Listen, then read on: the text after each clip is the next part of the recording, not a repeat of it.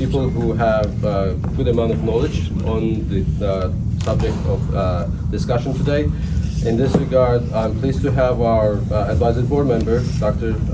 Marsha Makarov-Olive, to moderate our discussion today. Once again, welcome. Good morning to everybody. Marsha, I want to pass to you. Thank you so much. Thank you, friends, old and new, I hope. Thank you for coming and thank you for connecting. I was pleased to be asked to moderate this topic because it is one that is near and dear to my heart since my years in the World Bank, where we worked on a lot of regional cooperation efforts. I don't think we ever believed this day would come, but it has. So where do we go from here is an appropriate title. I'm also pleased to moderate because of our amazing panel. Let me give a quick introduction to all of them, and then we'll go right into the questions. Hontz, on my right, is the Director for Accountable Investment at the Center for International Private Enterprise site. And you will have noticed they are mentioned in the New York Declaration. I'm sure he'll have some things to say about that. He is focusing on building better markets to increase opportunities for business, civil society, and government. And he brings to this position background not only in law, but also in investment banking. He has had opportunities to work throughout the former Soviet Union, including in Ukraine. Dr. Rudenshiold, to my left, is now a senior fellow of the Caspian Policy Center, where you will uniquely be positioned on what our next steps are. You are also uniquely positioned in how we got to where we are. He has just left the U.S. government, 4 years at the NSC, directing Central Asia policy. He's been in senior positions in USAID and state, and is known as an expert in the region, and is on the faculty of George Washington's Elliott School. Dr. Iskander Akylbayev, whom I met in March, we're very pleased to see you long distance, is the Chief Research Fellow at the Institute for Strategic Studies under the President of Kazakhstan. He's been 10 years deeply involved in relations in the Track 2 International Partnership building, considering his positions, many of them, Executive Director currently at the Kazakhstan Council of International Relations. No, sorry, the Chief Research Fellow presently, but previously you were the Executive Director at the Council on International Relations, and have also served as a Senior Fellow at the Academy of Public Administration, also under the President of Kazakhstan. And I think that he has a broad-ranging background in geopolitical risk issues, which will enrich our discussion. Dr. Akram Umarov, also who I'm pleased to meet in March in Tashkent, is Deputy Director of the Institute for Advanced International Studies, and he is an Associate Professor at the University of World Economy and Diplomacy in Uzbekistan. He was recently a Fulbright Scholar at the University of Pittsburgh and a Senior Research Fellow at the Institute for Strategic and Regional Studies and the Academy of Public Administration of Uzbekistan. We have a number of topics we're going to cover just very briefly: the significance of the summit, the near-term priorities for action, evolving relations with Afghanistan, and finally implications for relations with China and Russia. So with that short introduction, let me go to the first question, and I would like to turn to our speakers first in Uzbekistan. The significance, what is the significance of President Biden's decision to convene a presidential meeting? What's at stake for you? What might change as a result of the summit? Could I go to Dr. Akylbayev first, and then Dr. Umarov, and then we'll come to our two Erics. Thank you very much. It's a great pleasure to be among distinguished participants, fellows, colleagues, and dear friends. As it was rightly mentioned, the C5+1 presidential level meeting was quite a historic, in a sense that our relations have been developing for the last 30 years in a different speed and scope, but I mean the culmination and the climax of our partnership, specifically within this, after the collapse of the Soviet Union and the gaining independence, is quite significant. And if we're talking about symbols, I think politics is a field of symbols and signs, And I think it's very much symbolic in the sense that it gives to Central Asians, to global community, a sense of that Central Asia is growing at the subject of international relations. And I think one of the most important part that have been done for so far for the last 8 years, I think it's a regional approach within Central Asia. I mean, where the 5 Central Asian states were stepping up themselves, building up consultative, informal, second-track relations on a different kind of levels, on the think tank level, government to government, people to people level. And so I think the C5+1 framework was a very timely initiative in a time of very much unpredictable geopolitical. Certainly, the US is a leading economy and a military power, but in some areas, regional players also cannot be neglected. So I think in some cases it's unipolar, in some areas it's multipolar, and in some areas like high-tech, semiconductors, it's bipolar. So I think for us, for Central Asian countries, where we have been promoting and proceeding with this multi-vector foreign policy and developing pragmatic relations with all stakeholders, main stakeholders for us, this relations with US is one of the main and key areas for cooperation. So that's why I think the C5+1 meeting is not just about regional dynamics. It's not just US and 5 Central Asian states. If you put it into the global scope of global affairs, it gives you a very much interesting and diverse picture.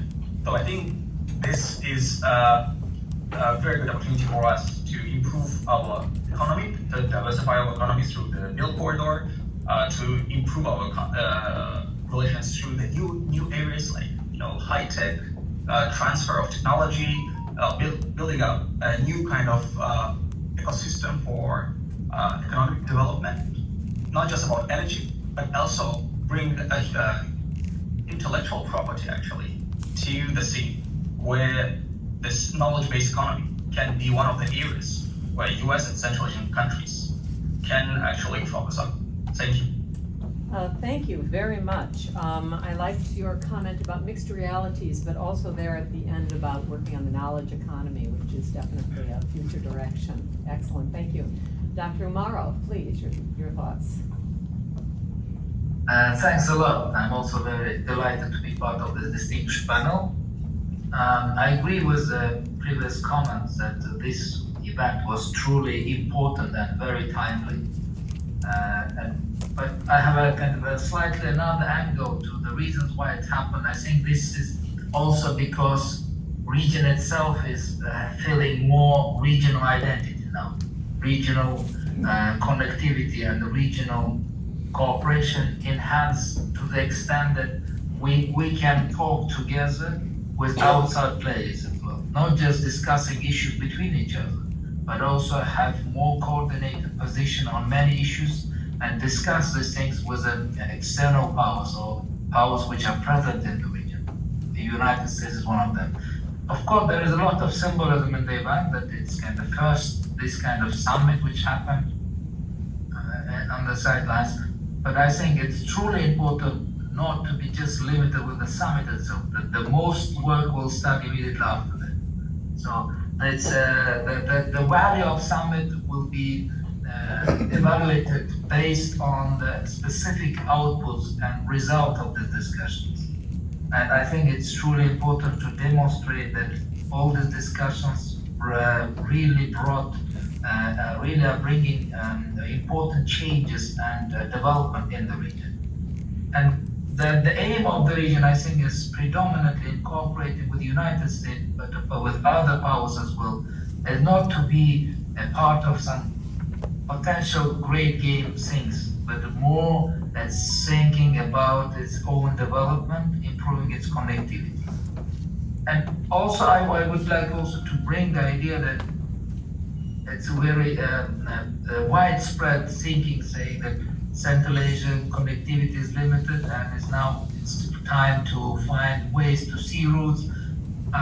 It's truly important, but at the same time, I think we need to start think and oppositely as well. So centrally, we can see in the recent year that the role of continental routes are becoming as important as sea routes. In this regard, Central Asia presents a very important hub in the Eurasian continent, because being its very center, it's heart of this continent. It will be truly strategically important in a long-term perspective. So the region will be important as a logistical and transport hub, and will bring a lot of connectivity between the regions and this broad Eurasian continent. And finally, I would like to say that Central Asia sees these formats again as very significant step to its own development, to increase its economic growth, to bring more investments, to bring new technologies, to advance educational, humanitarian cooperation, and it's all about bringing more prosperity to the region. But we would like to see more consistency and more long-term commitment in these relations. I hope this will not be kind of interest based on some other events which are happening around the region. It's truly important to the region to feel that there is a strong commitment and long-standing interest from United States, but also from other powers as well. And I think we are at the point of, at the history, there's always some important windows of opportunities. I think it's truly a very good window of opportunity to deepen our cooperation and to bring important and positive implications for both sides. Thanks a lot. Thank you. I took your point that you want Central Asia to be not just a crossroads, but a destination for investment, and with a longer term commitment. Thank you.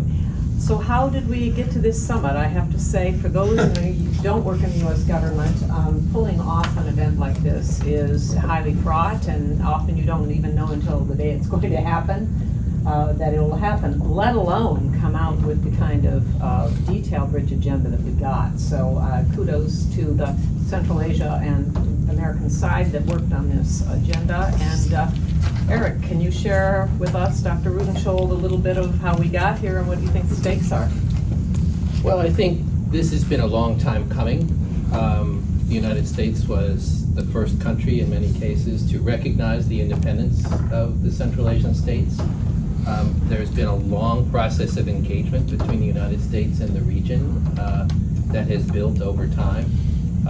It is a relationship that certainly evolved significantly in 2015 with the evolution of the C5+1 process. This was designed to help bring the Central Asian states together. You know, this region is still poorly connected among themselves, and these ties are growing and building, and I think the C5 process has helped speed along what is a very needed element of engagement. Certainly, the summit itself, I think everyone will admit that it's an important symbolic engagement. I know, and people pointed out, well, you know, President Putin, President Xi, they visited the region many times, back and forth. They're neighbors, one would expect that. You always trade with your neighbors. The United States is on the other side of the world. We don't have a lot of trade with Central Asia, but we have a lot of engagement with Central Asia, and building engagement, business engagement. You know, we are champions of connectivity.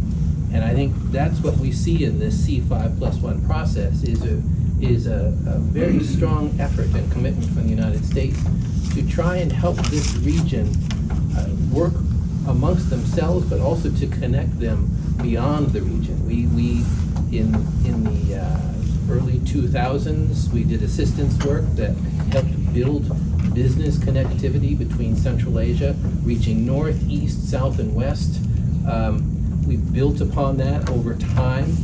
But now particularly, given geopolitics and the way they are, the connectivity that we see, the most promising area is across this middle corridor that connects Central Asia to the Caucasus and onward to Europe. That's for energy, it's for trade.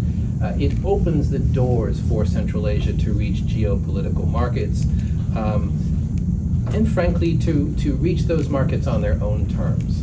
The United States, I firmly believe, sees this region as one which, when they work together, are much stronger and are able to actually negotiate on their own terms.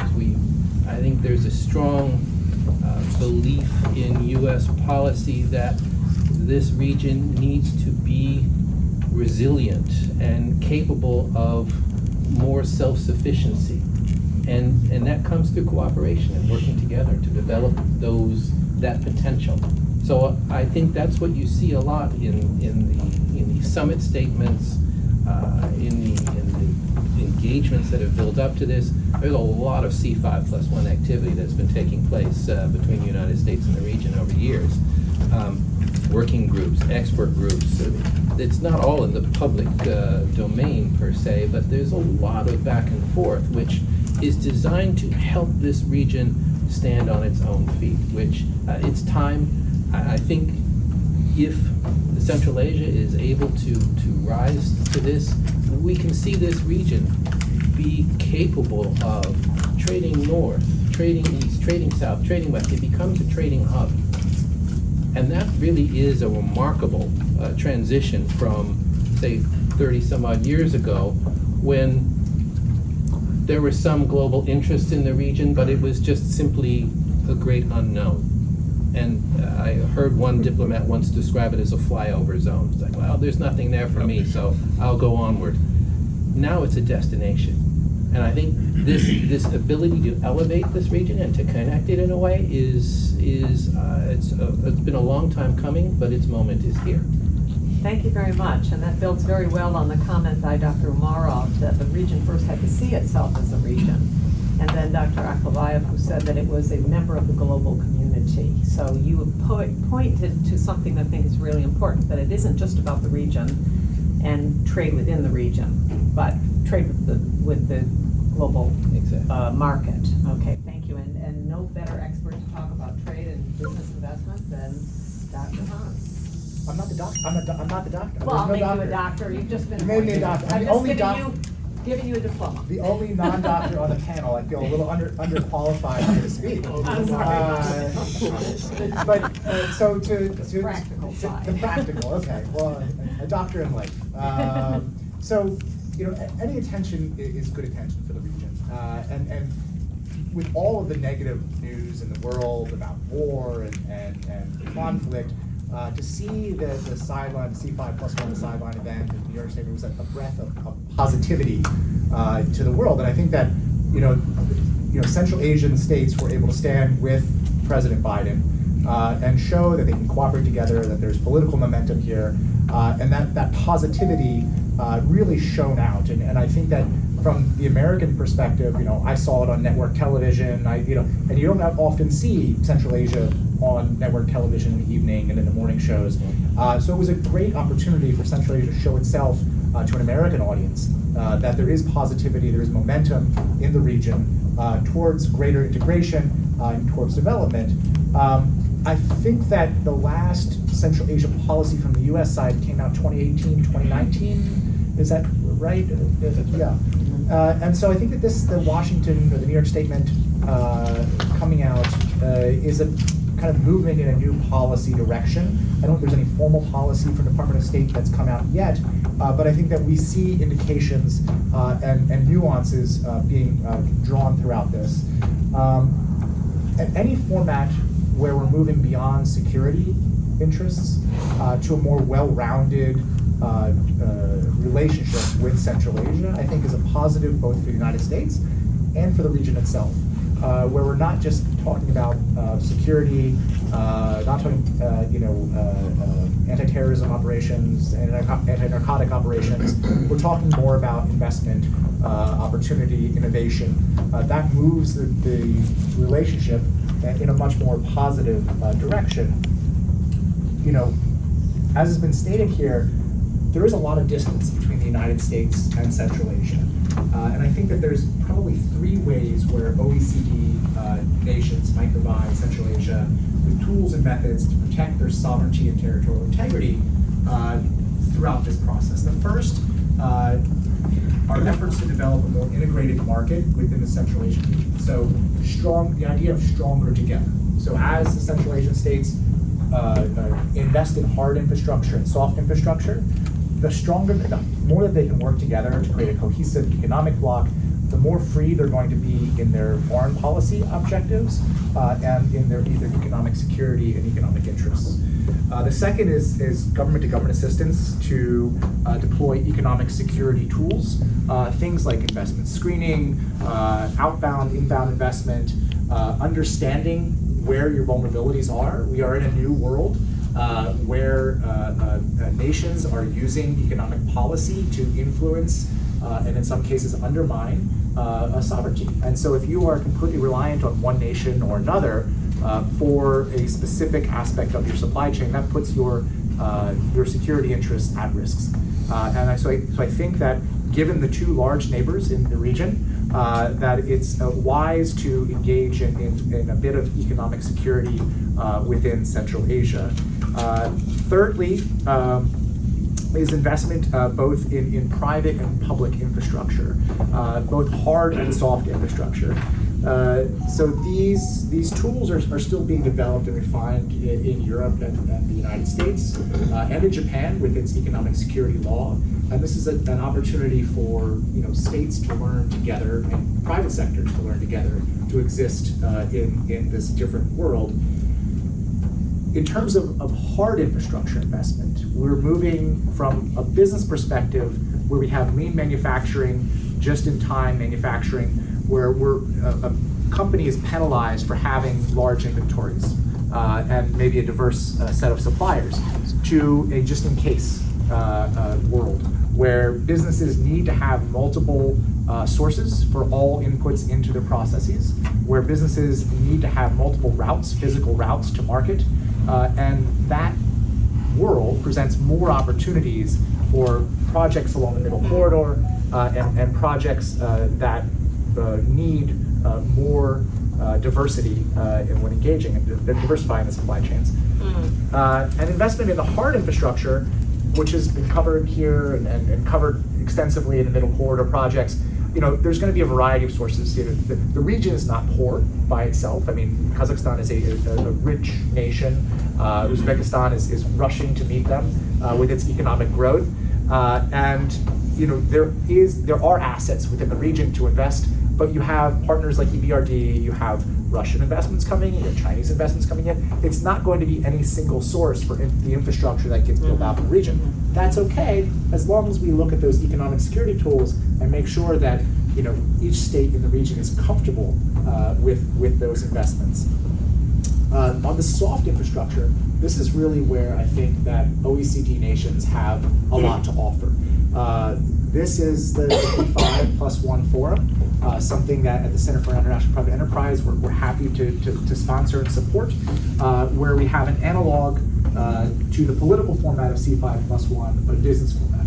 This is a business-led process, identifying issues from the private sector, problem areas, and presenting constructive solutions to cross-regional, interregional trade and investment. And it's really an approach to bottom-up engagement from the private sector to the government. So we have an engagement of civil society organizations, economic think tanks, private sector organizations such as chambers of commerce, professional associations, associations of accountants, etc., to present to the government issues but also solutions.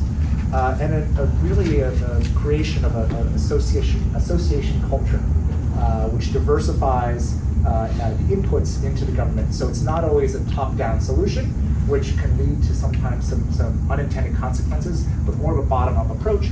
And OECD states can really help with this approach to make the entire region and the policy-making process a bit more stable.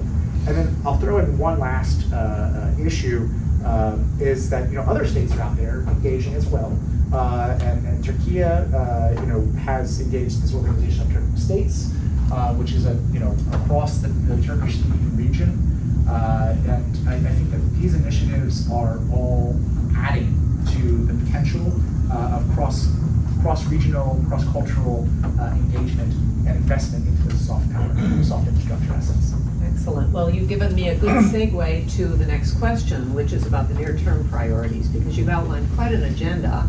And in fact, the New York Declaration has quite a large agenda in it. But I was listening to an event where Ambassador Sidikov threw down the gauntlet for when will be the next summit.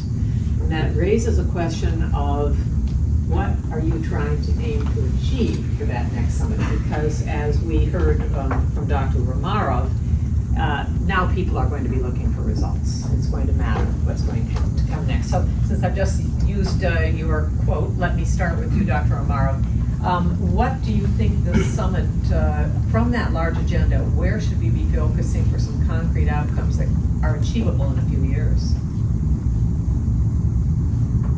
Yeah, it's truly important to identify some several dimensions where we can truly enhance our cooperation. I think it would be very pragmatic to focus, at least at the beginning, some few areas, not to try to catch everything at the same time, which could create a lot of problems and resources. I don't. So what's the first thing the United States is doing to follow up on this? Samantha Power, the administrator of USAID, is headed to Central Asia next week to lead a C5+1 development ministerial as a next step in engagement with the region. Again, highlighting, focusing on those kinds of strategic needs, openings, and seeing where the U.S. can continue to engage with this region, but to help the region, yes, work on its shared economies, but to help the region build economic sovereignty. I think that's absolutely critical. When you look at building connectivity of this region, it achieves that kind of connectivity through sovereignty, through the ability of these 5 countries to be able to work together, to support each other, and individually to grow their economies. I think it can't be underestimated. There is also something else that is necessary and missing at this point. Congress needs to step up and provide more assistance funds for Central Asia at this moment when they are most needed. I'll stop there. Amen to that. That's an excellent point. Yes, did you want to comment on something here, Ambassador Hoagland? I'd like to build just for a second on what's already been said. We've seen the leaders themselves begin to meet for about 5 years now in Central Asia without a +1 or others. That's a very important development.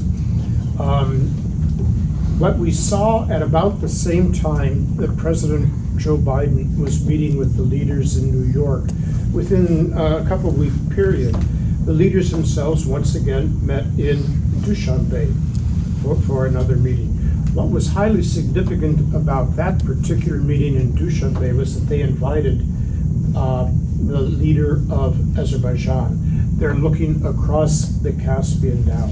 So if we look at the region, the larger region, the Caspian region, we have not only Central Asia, but we have the South Caucasus. Now, they're quite different countries, but at their independence, each of these independent states they were quite different from each other too, and they're only now learning to work together. One thing that we haven't heard mentioned much at all, perhaps with politeness, is the role that the Ukraine war has played in this kind of development too. As the countries look to protect themselves, to build connectivity, to become stronger together, one of the catchphrases, they're beginning to look across the Caspian. I'm curious, are experts who spoke today and also experts in the room, do you see this TransCaspian development moving forward, or was that just a one-off?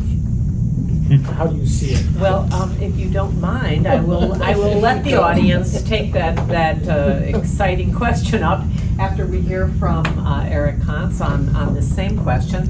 And then I was going to have a couple more questions on the more geopolitical aspects, but I think I'll combine them.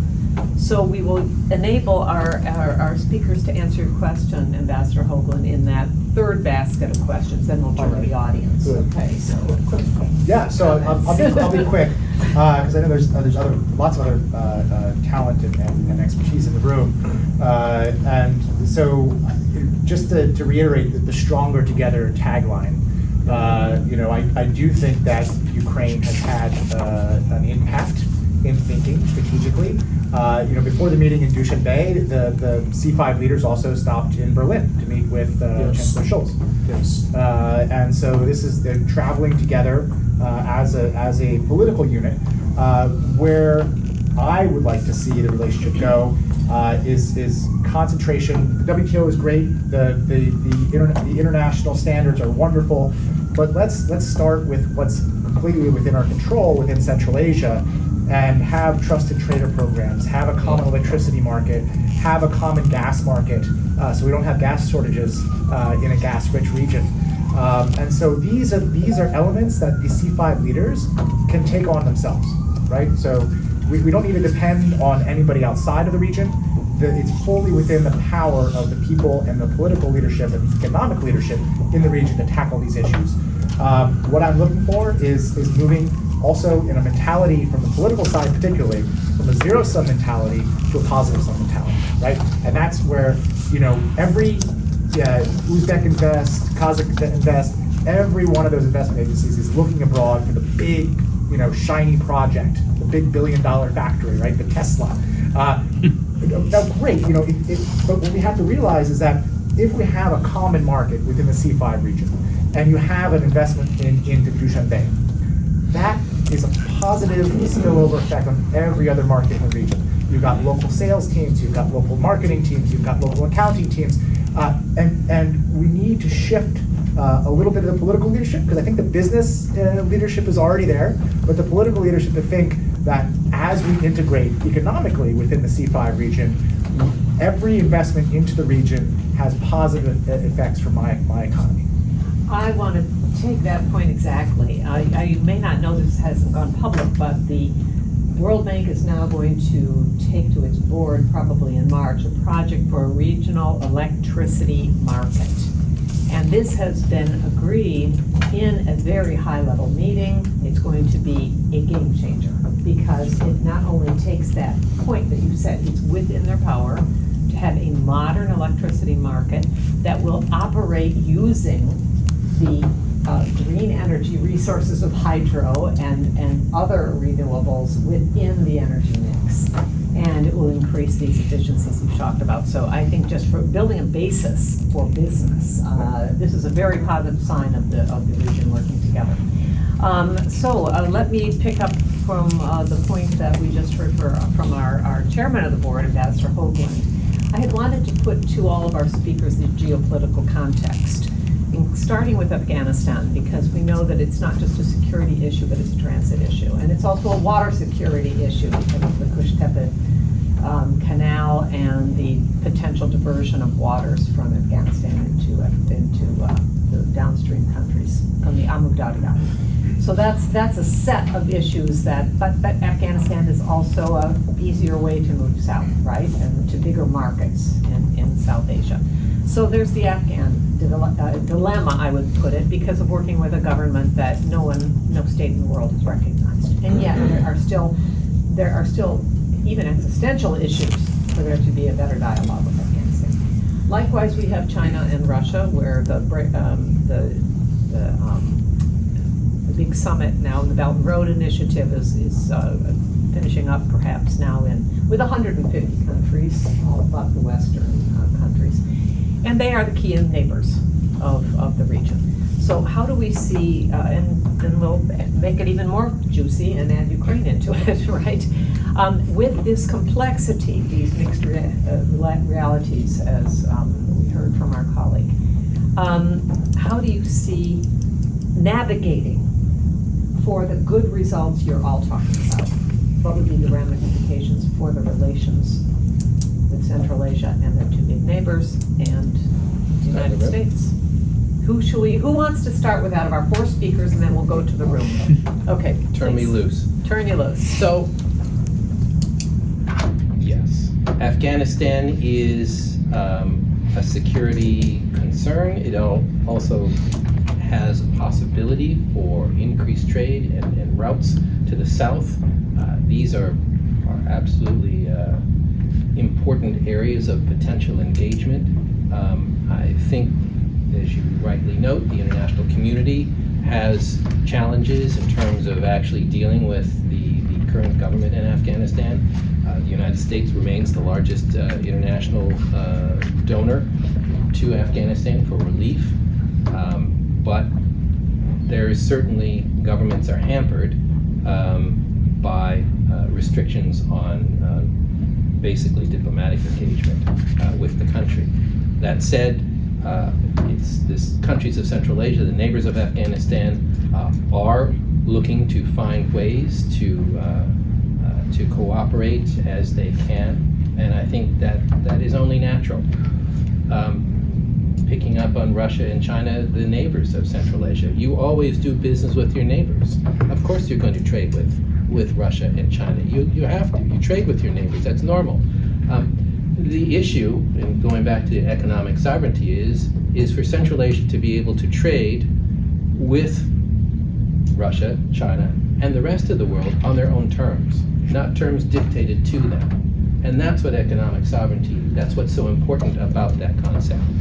Developing the TransCaspian trade route requires tremendous amount of work within Central Asia, but also, rightly pointed out, across the Caspian with the Caucasus countries, and there needs to be similar kind of coordination and cooperation among those countries in order for this trade route to benefit all 8 countries. And that's a huge lift. So is there a there with that? Well, actually, yes. When you see the increased engagement, we've seen meetings between the president of Uzbekistan with the president of Azerbaijan. We see engagement between Kazakhstan and Azerbaijan. We see increased engagement across the Caspian. We see new investment. Kazakhstan and UAE are buying ships to move goods across the Caspian. We're seeing increased interest from all of these countries in finding ways to do business that they haven't done before. Is this a zero-sum effort that they will then do this instead of doing something else? No, absolutely not. That's the point. It's not zero-sum relations. It's actually opening this region up to doing relations in a much more balanced way that enables them to be independent actors.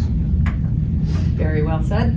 Could I turn to our colleagues in Central Asia for some brief thoughts on these matters? And who wishes to go first? Yes, I completely agree with Dr. Rudenshiold that it's very important time again in terms of development, because as Marsha mentioned, actually the neighboring environment is not very favorable to the development of the region. We can see a lot of conflicts and problems around, and our immediate neighbors are facing economic issues as well, the decline and the amount of economic growth.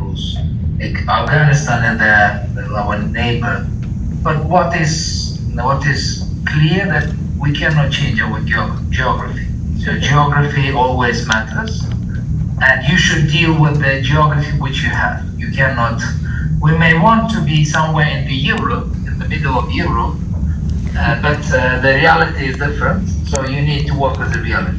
And in this circumstance, I think it's we need to be as pragmatic as possible and to work more closely on improving our trade and economic exchange with our neighboring countries. But also, it's a really good achievement, I think, to have more engagement with Azerbaijan. And because Caucasus will be more and more important to Central Asia in coming decades. We will be more connected. We will be closely cooperating on many areas. So, and it will create more opportunities between the countries. But the most important thing, we need to see all these problems also at the same time as good as opportunities. So this, as our neighbors are in problems, they will always search for new opportunities around, and they will try to expand their trade and cooperation to neighboring regions and use the traditional role of Central Asia as crossroads in their interests, which will also bring more benefits to the region. So we would revive this the role of as a crossroads, as a hub for different kind of activities to the region, and to bring us new ideas, new investments, more trade, and new culture to the region. Thank you. Okay, thank you. Akylbayev? Well, coming to the point when we discuss specifically on the kind of global framework or broader framework, when Ambassador Hovland mentioned about the war in Ukraine and the consequences, how it affected Central Asia. I mean, the discussion of the Middle Corridor in itself, I mean, the inception of that, or the axis, one made specifically in the context of the destruction of supply chains. And what we see actually is that the trend for there are growing fault lines in the global affairs that actually coming as a trend these days. If you take into account the COVID-19, how it affected the general operational mechanisms of trade, or the psychology of global governance, the kind of internal domestic politics, and actually return to the international affairs the concept of strong state.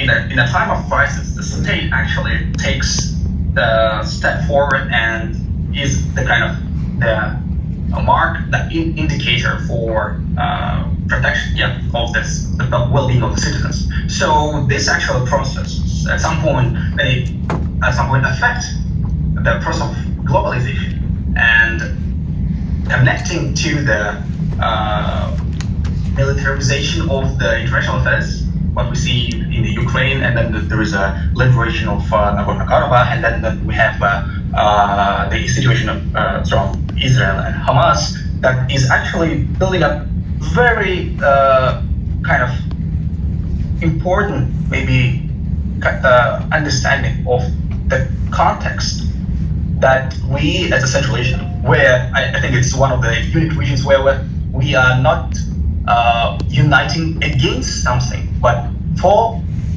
more regional cooperation. So I think it's a positive agenda that cannot be seen in many other regions around the world. So I think that we need to seize this momentum and not be engaged in very much kind of proxy-oriented competition that is very much easy to do these days. Pursuing their own interests to increase their economic ties, which increases their economic sovereignty, and then pursuing these variety of corridors. And the name of the game in this new world is diversification.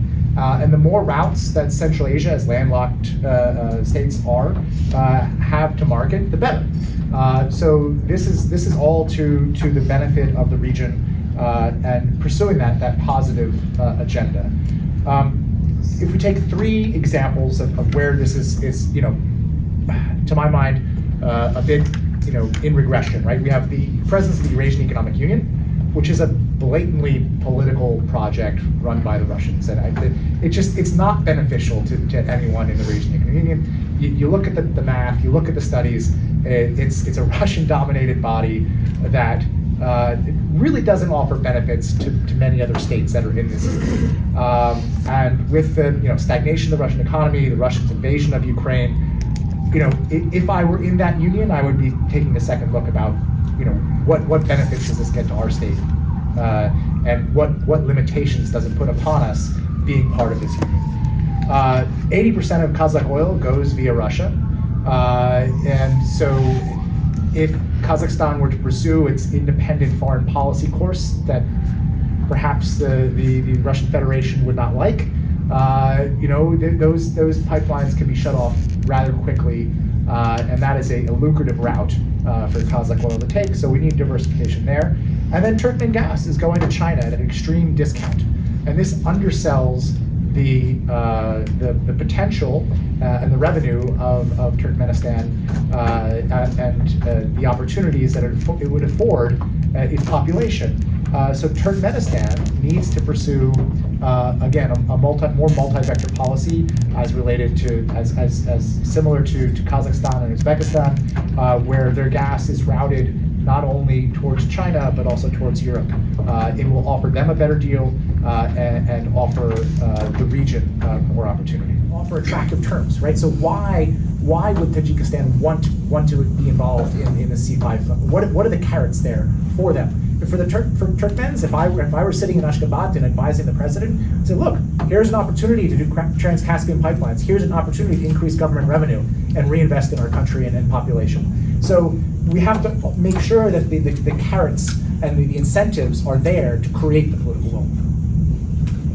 I just have to comment on that as well, because in the World Bank we often felt that it was the Minister of Finance whose door we had to first open to give the country the rationale, but then it was the people on the ground who had to show that they bought into it. And this goes back to your point about jobs.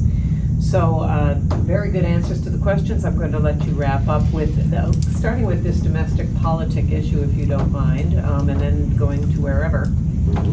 Well, I think I'm going to start with multi-vectoral change for a second, just because. I'll allow it. Well, thank you, thank you. She is generous to a fault. I think, President Xi, just a couple of days ago, essentially almost implied conditionality of China's assistance, continued BRI assistance, if there is substantive U.S. engagement in the region. And we don't see conditionality as the means for the way you engage with countries. And China alone is not going to be able to make BRI through Central Asia an efficient roadway. It can't. China doesn't do well on the soft infrastructure kinds of things that Eric was talking about. U.S. does a lot of that and is quite good at it in forging the necessary connectivity, those pieces. China's good at building roads. Great. I think Central Asia, its multi-vectoral policy, takes good advantage out of all of the resources that are available to it and learns how to balance and deal with those. This region has had 32 years of being able to balance interests in the region, and I think they grow as they do. And yes, we fully intend, I believe, to stay heavily engaged in this region as we are asked to be. How do we continue to a new administration? Well, I worked 2 administrations, and I think what was fascinating for me, coming from the Trump administration to the Biden administration, was to see that there actually is very strong interest in the Central Asia region, that there is a continuity in terms of U.S. policy, how you engage with it, what tools what lever you use and where you put the fulcrum. It depends. I mean, PFC, I hope, really steps in and is able to to bring to the fore its strengths. I think the PGI initiative, I think could be really a remarkable door opener in this region and to help develop the capabilities that are in the region. There'll be a new initiative if there's a new administration. There always is, and fine.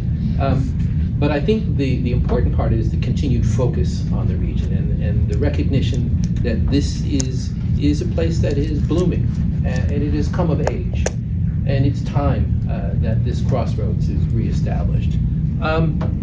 Minerals, just very briefly, there are critical minerals in Central Asia, great deposits.